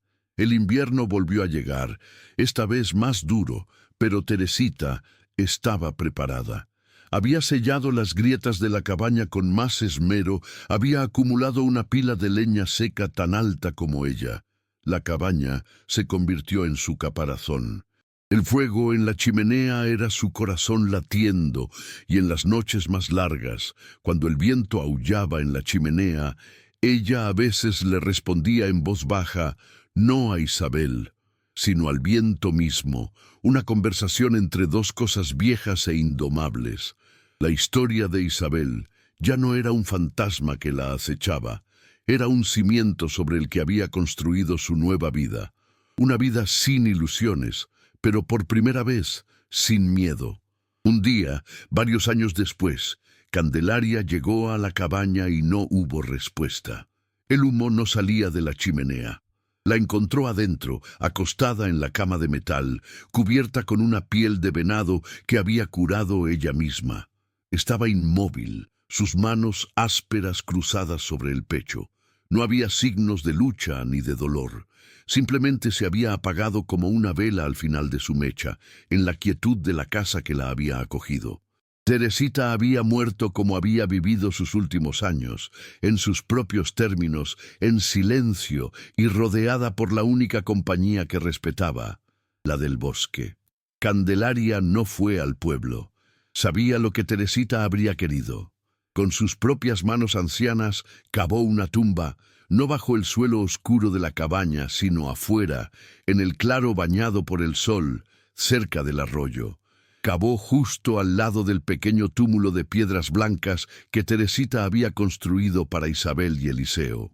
Era el único lugar lógico. La madre que había sido abandonada por la indiferencia ahora descansaría junto a la madre que había sido destruida por la locura. Candelaria las puso juntas, completando el círculo. Las dos matriarcas de ese bosque silencioso, sus historias finalmente entrelazadas en la misma tierra. La cabaña quedó vacía de nuevo, pero estaba cambiada para siempre. El viento seguía entrando por la chimenea, pero ya no había nadie allí para interpretarlo como un gemido. Los ecos se habían ido con Teresita. Ella había sido la última confesora, la única que se había quedado el tiempo suficiente para escuchar la historia completa, para entender que el horror no venía de los fantasmas, sino de los vivos. Al enterrar el cuaderno y honrar la memoria de Isabel, y luego al rechazar a su propio hijo, Teresita había limpiado el lugar. Había roto la maldición, no con rezos ni con sal, sino con empatía y con límites. El bosque lentamente comenzó a reclamar la cabaña. Las enredaderas treparon por las paredes que Teresita había reparado. El techo finalmente cedió bajo el peso de la nieve de un invierno particularmente duro. Pero la tumba junto al arroyo permaneció.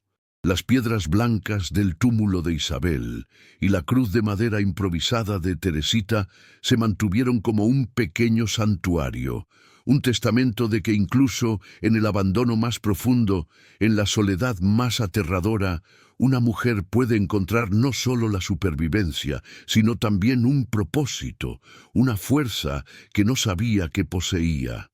Teresita, que fue descartada por sus hijos por ser una carga inútil, encontró su verdadero valor en la tragedia de otra.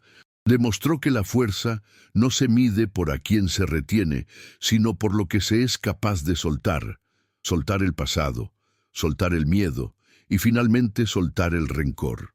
Ella, que había sido definida toda su vida por su relación con los demás, esposa, madre, viuda, finalmente se convirtió simplemente en Teresita, la mujer que escuchó el viento y entendió su propio nombre. El abandono no fue su final, fue su comienzo. La historia de Teresita nos recuerda que a veces los lugares más oscuros, aquellos de los que todos huyen, no guardan maldiciones, sino verdades, y que a veces la única forma de sanar nuestro propio abandono es tener el coraje de cuidar las heridas de aquellos que vinieron antes que nosotros. Ella no necesitaba que sus hijos regresaran, necesitaba que Isabel la dejara entrar, y al hacerlo, encontró un hogar en el único lugar que la había recibido, el corazón roto del bosque. La cabaña, en su silencio postrero, se convirtió en una leyenda de otro tipo para los pocos que se aventuraban a pasar cerca, si acaso lo hacían. El viento seguía silbando, pero ahora era un sonido natural, despojado de su terrorífica interpretación. Candelaria, la guardiana original de las historias del cerro, siguió visitando el claro del arroyo hasta que sus propias fuerzas se agotaron. Con el tiempo, la naturaleza hizo su trabajo paciente y profundo. Las paredes de barro y paja de la cabaña, sin el mantenimiento constante de Teresita, comenzaron a ceder, el techo se hundió más, y la vegetación trepadora envolvió lo que quedaba de la estructura, transformándola en un montículo indistinto de tierra y ramas secas. Era la forma en que el bosque, finalmente apaciguado, sellaba la tumba de la tragedia. La casa de Isabel, la de la locura y el arrepentimiento, desapareció. Lo que perduró fue el sitio de descanso que Teresita había elegido para sí misma y para los muertos de esa historia, el túmulo de piedras blancas al lado del arroyo, un lugar donde el agua clara siempre cantaba una melodía de paz. El destino de Alonso y Daniel, los hijos de Teresita, fue el que la madre había predicho. Continuaron sus vidas de comodidad y ambición en la ciudad, creyendo haber borrado por completo su crimen. Sin embargo, la culpa, esa ponzoña silenciosa que Teresita había intuido, no los dejó en paz. La escena de su madre, erguida con el machete en la mano, rodeada por la aspereza del monte y negándoles el perdón, se convirtió en su propio gemido interno. Alonso, especialmente, nunca pudo sacudirse la imagen de su madre mirando a través de él con esa fría distancia. La última vez que intentó regresar a buscarla, unos años después de su primer intento, ya no pudo encontrar el camino. El bosque, cómplice de Teresita, había borrado toda huella de la vereda, y la cabaña, ya casi invisible, se negaba a ser encontrada por el corazón equivocado. Se dice en las pocas rancherías que sobreviven cerca del cerro que los hermanos vivieron vidas de éxito material, pero de vacío emocional permanente. No hubo alegría genuina en sus casas, solo el sonido hueco de la ambición insatisfecha. La indiferencia que habían sembrado se había convertido en la esterilidad de sus propias almas. Nunca tuvieron un hogar real, pues el único lugar que pudo haberles enseñado la verdad, la cabaña, les fue negado por el juicio silencioso de su madre. La historia de Teresita se transformó en un murmullo entre los leñadores viejos. La anciana que se fue a vivir con los fantasmas y se volvió más fuerte que sus hijos vivos. Pero ellos, los que conocían la verdad, sabían que Teresita no se había unido a los fantasmas. Teresita había desmantelado el terror y había encontrado una soledad que era más fértil que cualquier compañía. La mujer que había sido abandonada para ser una carga se convirtió en la guardiana del conocimiento, y su legado no fue la riqueza o el éxito, sino la calma absoluta que infundió en un lugar de dolor. En el claro del arroyo, bajo la vigilancia de los viejos encinos, los muertos de las dos tragedias, Isabel y su Eliseo, junto a Teresita, la viuda fuerte, descansaron en paz. La lección se había grabado en la tierra. El abandono no es el fin, sino una oportunidad brutal para redefinir el valor de uno mismo. La vida que Teresita vivió en el monte, marcada por la dificultad y la ausencia, fue irónicamente la más auténtica que pudo haber deseado. Una vida donde la única aprobación que importaba era la suya propia. Teresita había comprendido la diferencia entre la crueldad activa, la de Fausto y la de Isabel, y la crueldad pasiva, la de sus hijos, Alonso y Daniel, y había determinado que la segunda, la fría indiferencia, era la más desalmada. Al confrontar a Alonso, no buscó revancha, sino que le dio una última y definitiva lección de vida que él, en su ceguera de hombre de ciudad, fue incapaz de asimilar. Ella se había liberado, y él, al no poder arrepentirse de verdad, se había condenado a llevar su culpa a rastras por el resto de su existencia. La cabaña y el secreto que contenía se había convertido en el espejo que finalmente reveló la debilidad de sus hijos. La cabaña, en su disolución final, no dejó rastros visibles para el ojo inexperto, pero su influencia silente perduró. Teresita se había asegurado de que el lugar que la había recibido en su punto más bajo no volviera a ser una trampa para almas descarriadas. Había neutralizado el terror físico del viento que silbaba y había desenterrado el terror psicológico de la culpa de Isabel. Su acto final de rechazo a Alonso fue la última purga necesaria, el cierre del ciclo de dolor que había comenzado con Fausto y la ambición.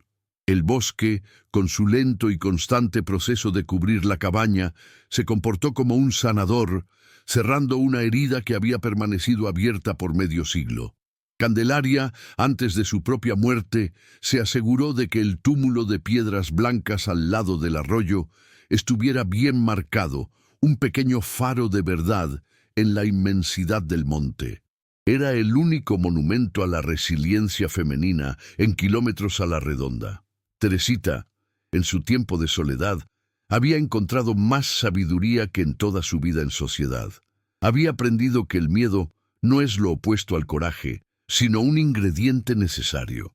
Había tenido el coraje de enfrentar lo que sus hijos le habían impuesto, y al final, el coraje de imponer su propia voluntad sobre ellos. Su vida en el bosque fue una demostración de que la supervivencia no se limita a la alimentación y el refugio, sino a la capacidad de mantener el espíritu intacto ante la adversidad más profunda.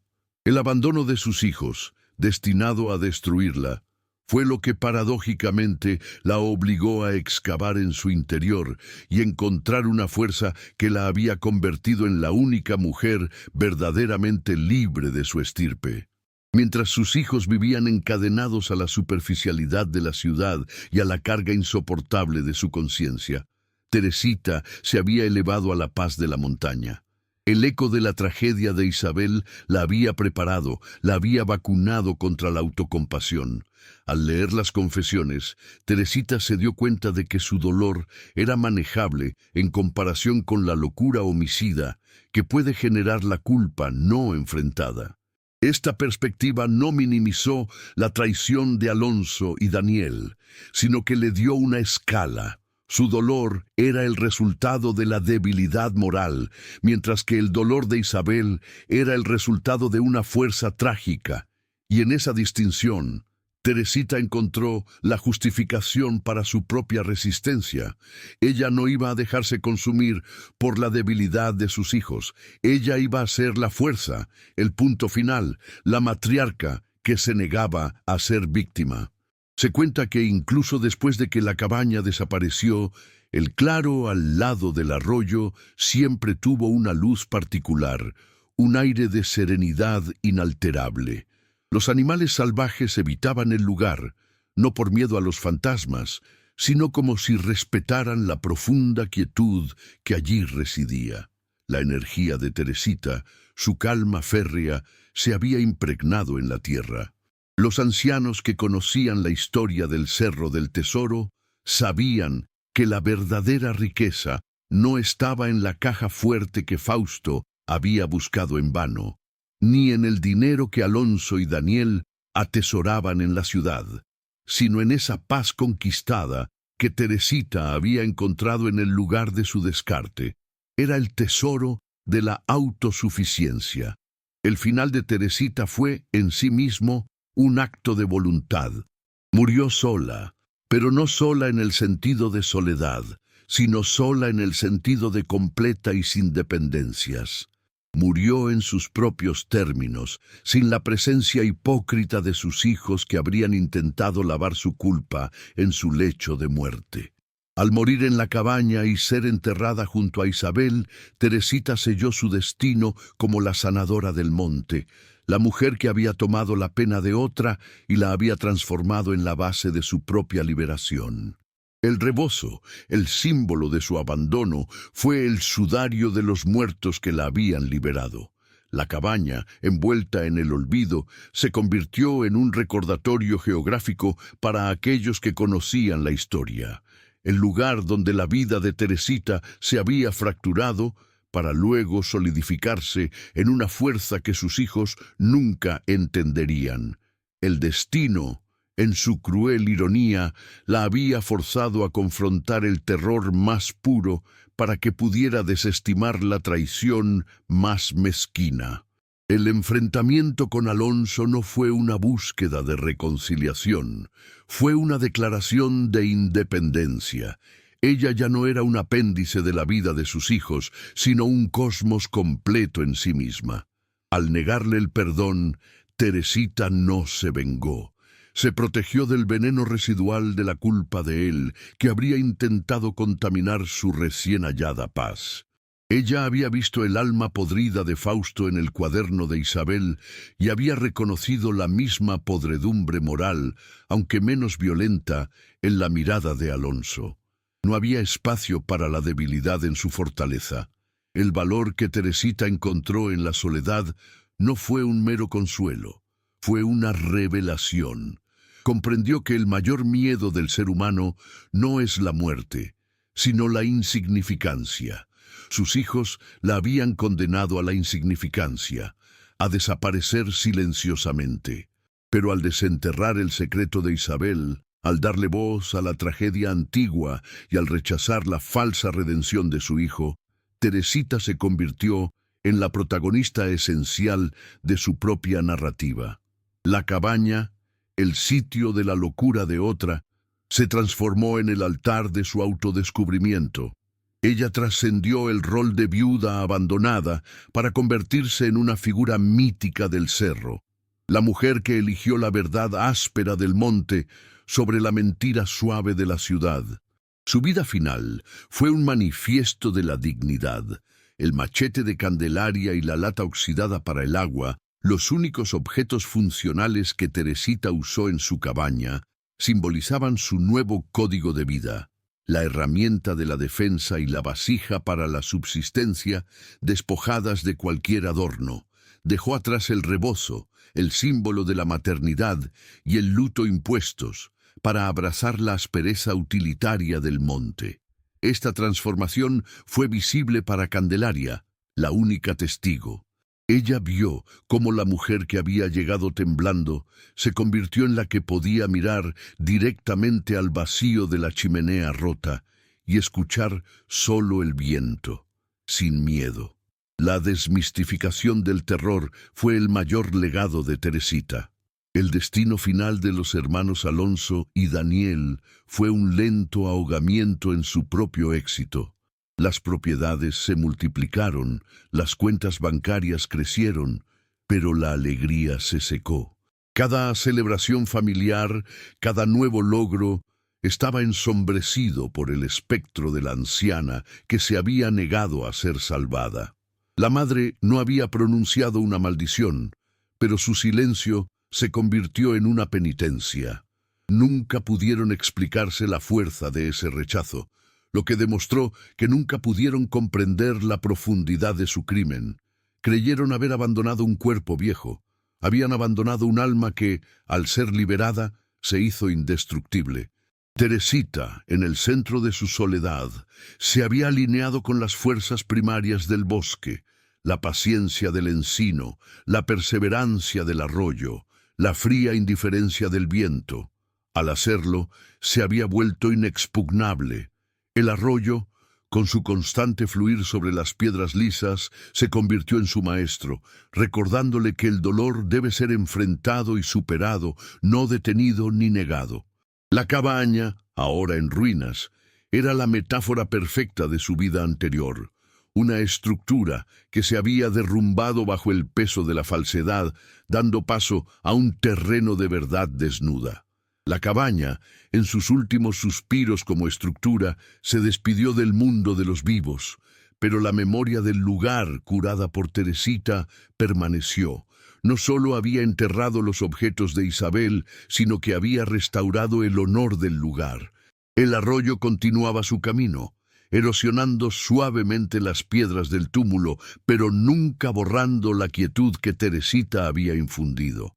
Su vida final fue una forma de arte minimalista, reducida a los esenciales de la existencia: fuego, agua, refugio y verdad. Al despojarse de las expectativas de sus hijos y de la sociedad, Teresita se había dado permiso para ser completamente auténtica, un lujo que Isabel solo pudo costearse a través de la locura y el que Alonso y Daniel nunca conocieron en su opulencia. El enfrentamiento con Alonso fue crucial porque forzó a su hijo a confrontar la verdad en el terreno de la verdad, la cabaña, donde las excusas de la ciudad se desmoronaban. La pregunta de Teresita: ¿cuál abandono es más cruel? ¿El que usa la locura de un golpe o el que usa una camioneta? Fue la sentencia moral que Alonso llevó consigo. No hubo posibilidad de negociación o de manipulación emocional, porque Teresita ya no operaba bajo esas reglas. Ella había visto el horror verdadero y había regresado ilesa, lo que invalidaba completamente la debilidad de su hijo. Ella le había ofrecido una última oportunidad de redención, no a través del perdón, sino a través del reconocimiento de la verdad, y él había fallado. El legado emocional de Teresita fue el de la soberanía personal. Demostró que incluso la traición más íntima puede ser superada si uno encuentra un dolor más grande que neutralice el propio. El dolor de Isabel, tan vasto y trágico, se convirtió en el espejo que permitió a Teresita ver que su propio abandono era un acto de cobardía, no de fatalidad, y al clasificarlo como tal, pudo dejar de ser la víctima para convertirse en la jueza de la situación. La cabaña, lejos de ser el lugar donde murió, fue el lugar donde Teresita nació de nuevo, transformada en una mujer que no temía a nadie ni a nada. La ironía de que los nombres de sus hijos, Alonso y Daniel, no se repitieran en la tragedia de Isabel, a diferencia del nombre de su esposo, Eliseo, subraya que la conexión profunda de Teresita con la cabaña no era una simple coincidencia nominal, sino una resonancia temática de la maternidad rota y el fracaso masculino. Ella se vinculó a la tragedia por el nombre de su difunto esposo, Eliseo, y por su propia condición de madre abandonada, cerrando el círculo de dolor. La cabaña, ahora un recuerdo enterrado, es un símbolo de purificación. Lo que el bosque hizo a la estructura física, Teresita lo hizo a la carga emocional del lugar. Al sacar el secreto de la chimenea y darle un lugar de descanso, ella rompió el ciclo de la locura y el gemido, dejando una estela de paz silenciosa que persistió más allá de su propia vida. Su muerte, tranquila y solitaria, fue la confirmación de que había conquistado el último miedo, el de morir sola e insignificante. La cabaña, en su total desaparición, dejó una lección grabada en la quietud del cerro. La verdad es el único antídoto contra la maldición. Teresita, al confrontar la leyenda y el terror sobrenatural, descubrió que el verdadero horror residía en las decisiones humanas. La cabaña no estaba maldita por almas errantes, sino por la conciencia no resuelta de Isabel. Al desenmascarar el gemido como un simple fenómeno acústico, el viento silbando en el nicho vacío de la confesión, Teresita liberó tanto el lugar como su propio espíritu del yugo del miedo. Ella se convirtió en la última sacerdotisa de ese santuario de dolor, cumpliendo el ritual de la verdad que Isabel, en su locura, solo pudo iniciar. Este acto de valentía intelectual fue el que cimentó su paz final, una paz que sus hijos, con toda su riqueza, nunca podrían comprar. El contraste entre la vida final de Teresita y la de sus hijos es la curva dramática esencial de esta historia. Mientras Teresita progresaba hacia una serenidad profunda, despojada de bienes pero rica en espíritu, Alonso y Daniel involucionaban, quedando atrapados en la superficialidad y el remordimiento. El éxito material se convirtió en su prisión, una jaula dorada que no podía acallar el eco de la voz de su madre, negándoles el perdón. La soledad de Teresita era una elección y una fuente de fuerza. La soledad de sus hijos era una consecuencia impuesta por su propia mezquindad, una condena autoinfligida. La casa de la cabaña, el lugar de su descarte, se había transformado en el símbolo de su fracaso moral. Candelaria, al relatar la historia y luego al custodiar el entierro, actuó como la cronista del bosque, la testigo que aseguraba que la verdad de Teresita no se perdiera. Ella entendió que la llegada de Teresita no fue un accidente, sino una cita con el destino para cerrar un ciclo de medio siglo de pena. Las dos ancianas establecieron una hermandad basada en la comprensión mutua del abandono, una conexión más fuerte que cualquier lazo de sangre. El intercambio silencioso de regalos, sal, machete, hierbas, era el reconocimiento de que se habían graduado de la escuela de la crueldad humana y ahora vivían bajo las leyes inquebrantables del monte. La soberanía de Teresita fue un proceso gradual. Primero, la autonomía física al sobrevivir en el monte. Segundo, la autonomía emocional al confrontar el terror de Isabel. Y tercero, la autonomía moral al rechazar la falsa redención de Alonso. Al final, ella se había liberado de todas las formas de dependencia, incluidas las emocionales, hacia sus propios hijos. No necesitaba su amor ni su culpa para definirse. La cabaña, incluso en sus ruinas, se convirtió en un faro para cualquier mujer que haya sentido el peso del descarte. El silencio final que Teresita encontró no era la ausencia de sonido, sino la ausencia de conflicto interno. Los gemidos del viento ya no eran la voz de Isabel, sino el acompañamiento musical a su paz. La cabaña había contado su historia. Teresita la había escuchado, y al ser enterrada junto a la tragedia que curó, dejó un legado de dignidad innegociable. El monte ya no era un lugar de miedo, sino de profundo respeto. La cabaña, convertida en ruinas históricas, sirvió como el epicentro de la metamorfosis de Teresita. Lo que para sus hijos era un punto de descarte, para ella fue un punto de inflexión existencial.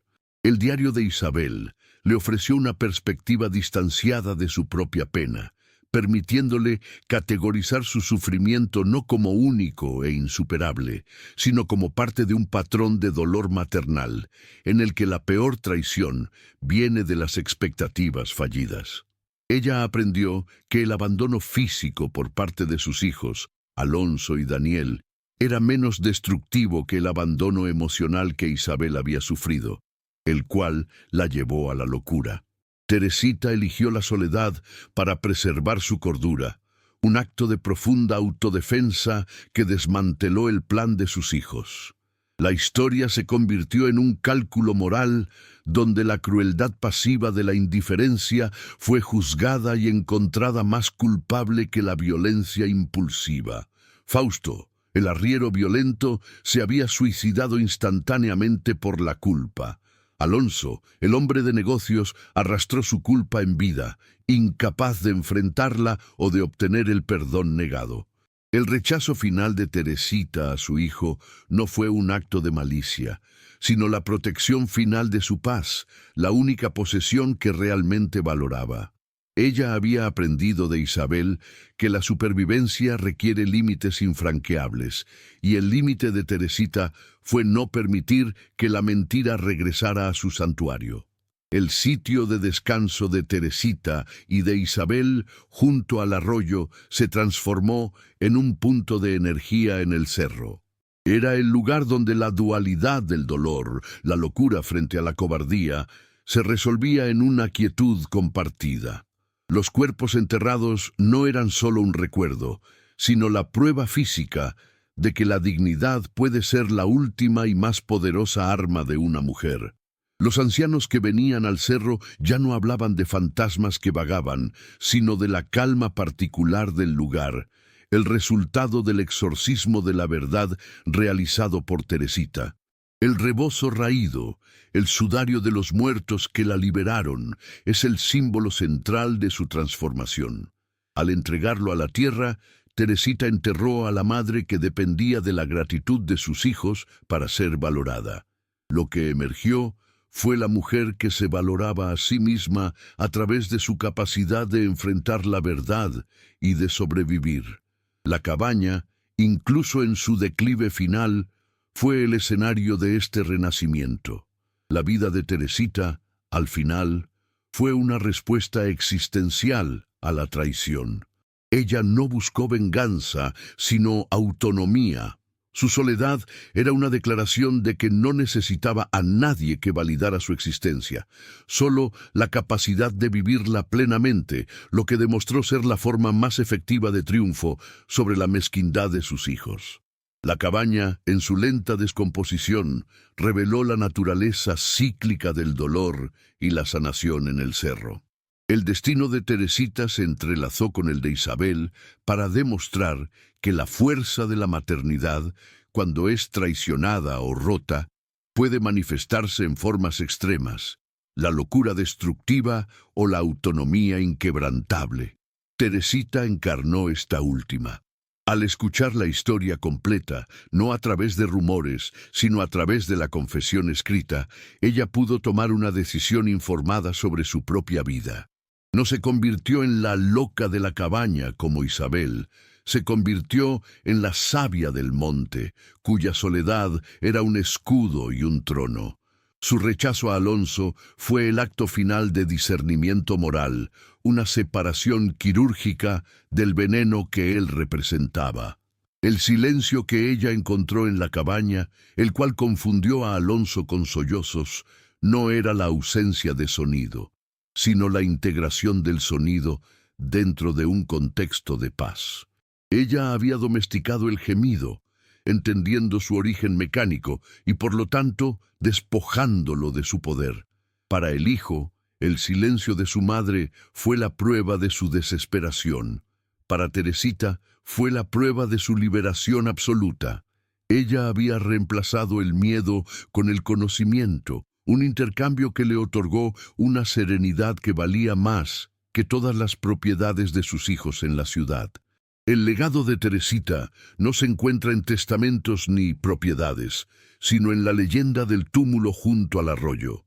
Es la historia de cómo el descarte se convirtió en el catalizador para el autodescubrimiento. La vieja lata oxidada para el agua, el machete afilado. Estos objetos, en manos de Teresita, eran herramientas de soberanía, no de miseria. Ella transformó la condena de la necesidad en la dignidad de la autosuficiencia. Sus hijos querían que fuera dependiente para justificar su abandono. Teresita les demostró que era la criatura más independiente de todo el valle. La soledad final de Teresita fue un acto de autoconservación. Murió en el lugar que la había salvado, sin testigos de su dolor, solo Candelaria, que entendía la santidad de ese momento. No hubo lágrimas hipócritas ni arrepentimientos de última hora. Su muerte fue tan digna y controlada como su vida en el monte. El entierro, al lado de la mujer y el niño que ella había curado espiritualmente, fue el reconocimiento de que su verdadera familia no estaba en la ciudad, sino en ese claro de quietud en el bosque. El contraste entre la casa y el túmulo es fundamental. La cabaña, el lugar del dolor humano y la locura, fue reclamada y desmantelada por el bosque. El túmulo, el lugar de la verdad y la paz, fue protegido por el arroyo y los encinos. Teresita se aseguró de que lo que perdurara fuera la prueba de su triunfo espiritual, no el recuerdo de su sufrimiento. La cabaña, ya casi fundida con la tierra, se despidió del mundo como un testigo silenciado de dos tragedias unidas por el abandono. Teresita se había convertido en la depositaria de una verdad más profunda que la mera supervivencia. La dignidad es la última frontera que nadie, ni siquiera los hijos ingratos, puede cruzar sin permiso. Ella había utilizado la crueldad de Alonso y Daniel no como una herida que la mataría, sino como la chispa que encendería su propia independencia. Al rechazar la falsa piedad de su hijo, Teresita no solo se negó a ser rescatada, sino que invalidó la narrativa de culpa que él intentaba construir. Ella no era una víctima a ser perdonada, era una fuerza a ser respetada. El contraste entre la soledad impuesta y la soledad elegida es el clímax temático de la historia. Al principio, Teresita sufrió la soledad impuesta por la traición, una soledad llena de miedo y gemidos, el eco de Isabel. Pero al enfrentar la verdad en el diario y al desmantelar el fantasma del viento, eligió una soledad diferente, la de la autonomía y la paz. Esta soledad elegida fue lo que la hizo invulnerable al regreso de Alonso. Él vio la cabaña como un basurero, ella la veía como su fortaleza inexpugnable. La fuerza de Teresita residía en su capacidad para transmutar el dolor. Ella no solo lo soportó, sino que lo utilizó como materia prima para su transformación. El abandono se convirtió en libertad. La cabaña maldita se convirtió en su hogar. Esta alquimia emocional es lo que la elevó por encima de sus hijos, cuya vida, a pesar del éxito, permaneció marcada por la frialdad y el vacío. El juicio final de Teresita no fue un grito, sino un susurro que cortó más profundamente. La soledad honesta es mejor que la compañía falsa. El acto de enterrar el rebozo con las reliquias de Isabel es el rito de paso de Teresita. El rebozo, el símbolo de su identidad como madre sumisa y sufriente, fue sacrificado para liberar a la mujer.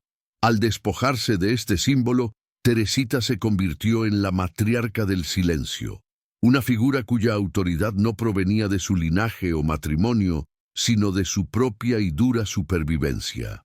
Su muerte, tranquila y solitaria, fue la conclusión lógica de una vida que al final fue vivida para sí misma.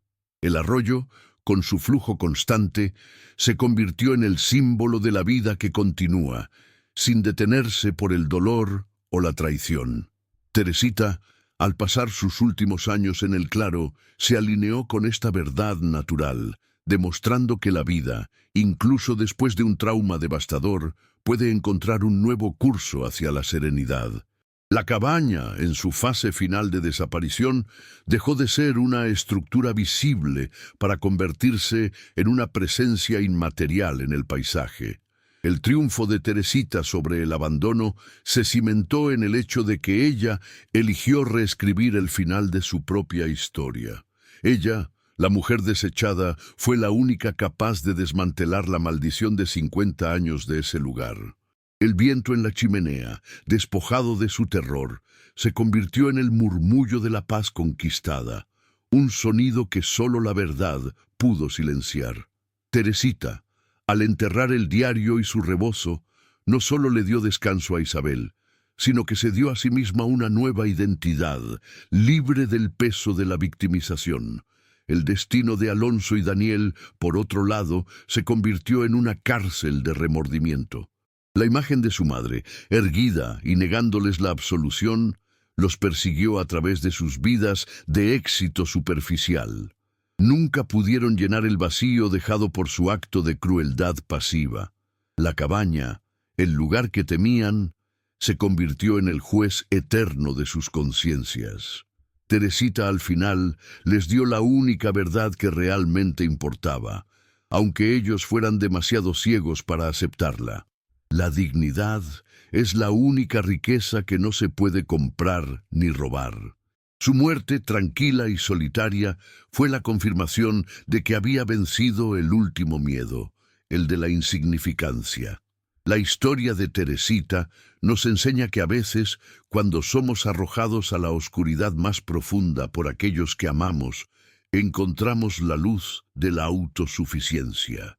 Su vida en el cerro, marcada por la dificultad, fue irónicamente la más auténtica y libre que pudo haber vivido. El abandono no fue su fin, fue su renacimiento. Ella se convirtió en la matriarca del silencio, cuya fuerza no radicaba en retener a sus hijos, sino en la valentía de soltar el rencor y la expectativa de su amor. Si esta historia te ha conmovido, si has sentido esa fuerza inquebrantable que Teresita encontró en la soledad, te invito a formar parte de nuestra comunidad. Suscríbete si aún no lo has hecho. Aquí valoramos las historias profundas y humanas que nos enseñan que la resiliencia es nuestra verdadera herencia. ¿Alguna vez has enfrentado una traición tan grande que te obligó a redefinir tu vida? Comparte tu historia en los comentarios. Cuéntanos qué aprendiste sobre ti mismo en tu momento de mayor soledad. Al igual que Teresita, al compartir, encontramos una paz que trasciende el tiempo y el lugar. Tu experiencia es valiosa. Conéctate con nosotros.